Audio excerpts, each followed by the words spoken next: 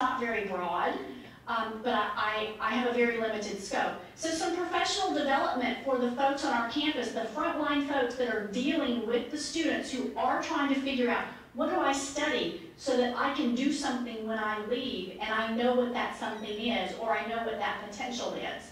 So a lot of our advising issues are professional development issues. I promised that I would talk a little bit about co-requisite. There was a question over here about what do you do with remedial and developmental students that need to be on a path? That is an excellent question.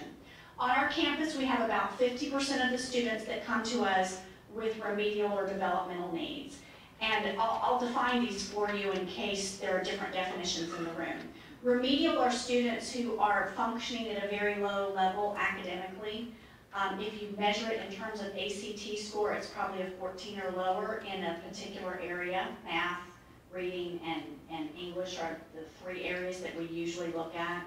Usually don't look at science reasoning too much. Developmental students at our institution are those that are functioning between a 15 and a 19 in those three areas I just described. So whether they're remedial or developmental, these students need some extra assistance in order to even get to college level courses in most cases. The traditional thing that happens, I'll describe math because it's the longest path. The traditional thing that happens in developmental studies is that, let's say a student comes with a test score of 16, an ACT sub-score of 16. They now need to enroll in an elementary algebra class. This is a non-4-credit course. If they complete that course, they now need to enroll in an intermediate algebra class, which is also a not-for-credit course. At our institution, by the way, we don't do this at our institution anymore. I'll tell you what used to happen. At our institution, we had about a 50% pass rate for both of those courses. So for someone who starts in elementary algebra, they have a 25% chance of actually getting to enroll in a college algebra course, just getting to the point of enrollment. And then once they're enrolled in that college algebra course, they probably have about a 50% chance of passing that course. So that means if someone started with us in elementary algebra their freshman year, there was only a 12% chance that that student would actually earn college level credit, which means that student is gone. And there's no other way to describe it. That student is gone.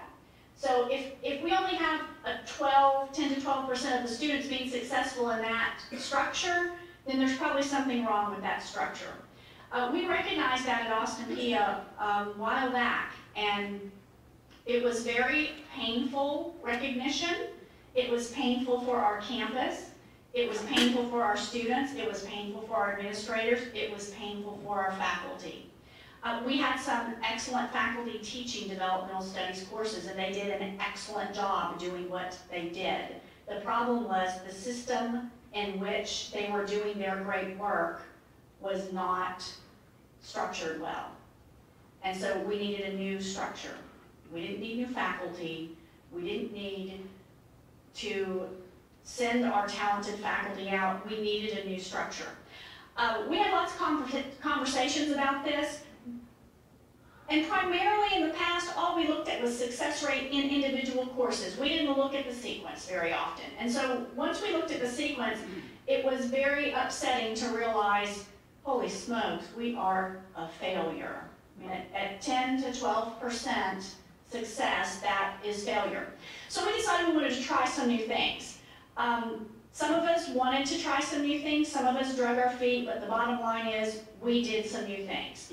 The first thing that we tried was still, because we weren't completely committed, was still a sequence, but just a one-semester sequence. We thought this would be better. And we started with an Emporium-style computer-run module type of experience. It didn't work so well for us. And really by about halfway through the first semester of doing this, we knew it wasn't working so well for us. And because our success rate was so bad, we didn't feel horrible by saying immediately, this is not working, we're trying something else. So we did. We moved the next fall to a co-requisite model. And a co-requisite model is one in which the students enroll in a core level mathematics course and they receive some type of co-requisite support. At our campus, they receive co-requisite support to help them with the algebraic skills that they need to be successful in the core mathematics course they've chosen. And coupled with different types of activities that occur in that structured lab that help them move forward in terms of study skills, good habits, things that we want students to do in order to be successful. So we coupled those two experiences, and we have had dramatic increase as measured by core credit attainment in mathematics. We've moved from about 11% to about 70 to 75%, depending on which semester you measure.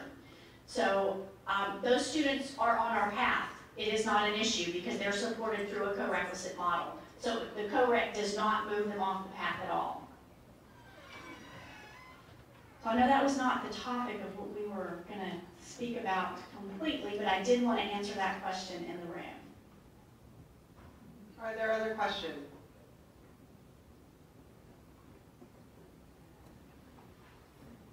Yes, Loretta, I'm David Williams from Purdue University, and earlier in your presentation you emphasized study abroad and how important you felt that was for your students at Austin Peay.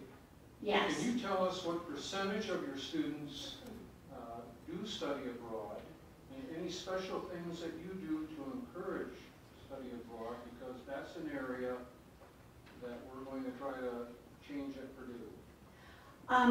We are in the midst of pushing forward our high impact practices on our campus, and study abroad is one of those. Right now we have a very low participation rate. It is depending on what's going on, it will be between 3 and 5% of our students, so it's a very low participation rate. We had an exciting program in study abroad. Oftentimes our low-income students are not able to participate in that for a variety of different reasons.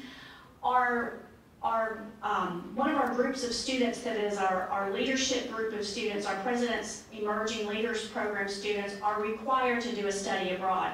And this year, that group requested to partner with some of our students from our TRIO programs. And we found some resources for that to happen, and so a group of our TRIO students along with our PELP students were able to go together. Now that's just very limited in scope. Our study abroad program is part of our high impact practice that we want our students to be doing. Over the next 3 to 5 years, we're going to be moving those practices towards the front of the institution, because we truly believe that opportunities while you are in college, the more opportunities you have there, the more opportunities you will have when you leave. So study abroad is a piece of it. Undergraduate research is a piece of it. We like to call it domestic study is a piece of it. For example, we think about traveling and we always think about sending students abroad, but sometimes we need to send them to Colorado or to somewhere in the continental United States for a good experience. So we do that with our students as well. We also have some other types of high impact practices, some leadership advancements and some things like that that we are interested in working with our students on. So are you all working on at Purdue, do you have a movement to do that? Is it part of an accreditation, or do you have a, I'll be honest, we're moving our high impact practices forward because of quality enhancement plan and SACs. So it's a great idea, but that's what's behind the momentum. No, study abroad is just one area of many areas that our new president has identified as wanting to improve and have more of our students participate in study abroad. There are other institutions in the Big Ten, Michigan State, for instance, that has a much higher rate of student participation. We would like to get to that level. To move to that level. I just wondered if there were things, I had the impression from your comments that you were doing special things at Austin Peay to encourage and help the students study abroad. We are in the process of developing that. What we are wanting to do in the advisement conversation is make sure the advisors are having that conversation with students.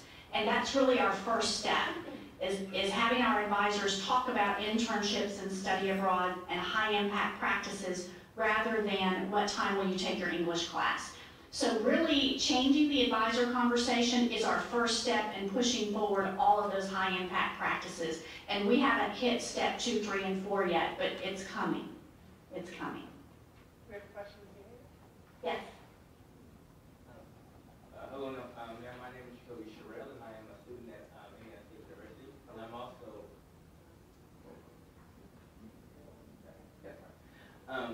yes, I'm a student at ISU, and I'm also an RA there. And I was recently talking to some residents of mine, and they're basically saying that they're like on autopilot because their first year, because they have such a strict schedule, and they basically have no free time to do anything else. Basically, just as soon as they're done with their day, they automatically have to go to sleep, like after an hour or two. So I was wondering, what can you do, or what can you suggest that I can talk to them about, or even their teachers or their advisors about, just staying engaged? Have you, or have they participated in any time management workshops? I have found often with students that we talk, that say their time is completely booked, that if you start with something as simple as, well, let me see your calendar. Again, often it's the simple thing that you want to start with, so I think I would actually say, well, let's map out your day. Let's look at it, and let's really identify where your time is used. And time is everybody's issue. I mean, I have issues with time management, and I have to do that for myself. And sometimes you have to push things off your calendar because you simply can't do it. So I would encourage you to sit down with those students and go through just a schedule, and then talk about priorities. What's on that schedule is the priority.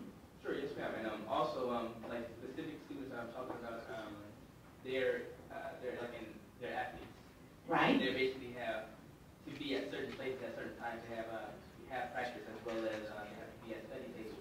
Yes. So would you recommend the same thing? Athletes are very different. Athletes have no time. So if what you describe is what your athletes are saying, that is a very accurate description of a collegiate athlete. So they're doing great. They have no free time. Thank you. Thank you very much for your presentation. I have a two-part question. Number one, could you provide a little bit more clarity on your co-requisite model as it pertains specifically to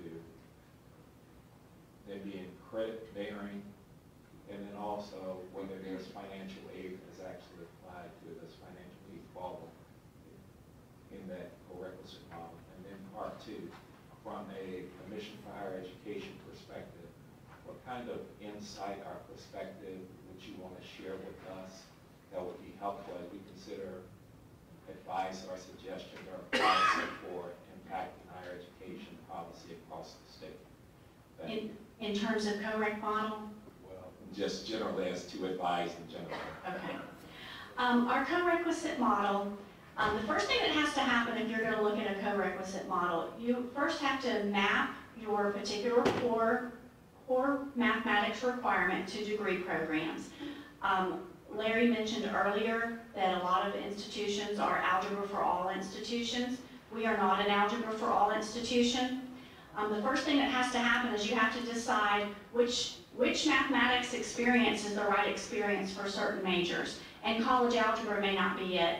In fact, if college algebra is the only mathematics requirement for your majors, you really probably need to look at that.